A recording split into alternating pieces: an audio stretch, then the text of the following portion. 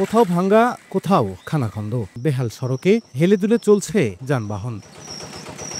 ২০০৬ সালে সবশেষ সংস্কার করা হয় ঝিনাইদহ সদর উপজেলার পোতাহাটি গ্রামের ৩ কিলোমিটার দীর্ঘ সড়ক। এরপর ১৯ বছর কেটে গেলেও আর উন্নয়নের ছোঁয়া লাগেনি। এ কারণে দিন দিন চলাচলের অনুপযোগী হয়ে উঠেছে রাস্তাটি। শিগগিরই সংস্কারের দাবি এলাকাবাসীর। বর্ষাকালে আমরা চলতেই পারি না, আমাদের ওই বাসাতে লুঙ্গি পরে রাস্তায় এসে প্যান্ট পরা লাগে। গ্রামে কোথাও পাকা রাস্তা নেই, আমি যেখানে দাঁড়িয়ে রয়েছি এর পাশে আরেকটা রাস্তা আছে, সেই রাস্তা একেবারেই কাছে। মালামাল নেওয়া যায় না, ভ্যান উল্টিয়ে যে অ্যাক্সেল ভেঙে যায়। সেদিনকে এক আলম সাধু উল্টি যে তার গরম পানিতে পুড়িয়ে সেই ছেলেটার কি হাল। রাত বিরেত চলাচল খুব কষ্টকর। তাদের সাথে যোগাযোগ করে আসলে আমরা কোনো ভালো ফল পাইনি, যে কারণে আসলে আমাদের এই রাস্তাটা করা সম্ভব হয়নি। দ্রুত সমস্যা সমাধানের আশ্বাস এলজিইডির।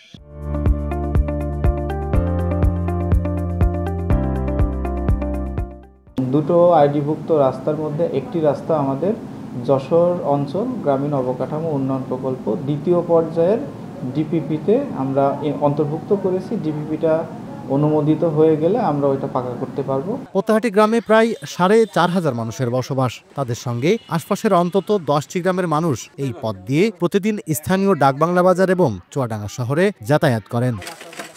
লোটাস রহমান সোহাগ, সময় সংবাদ, ঝিনাইদহ।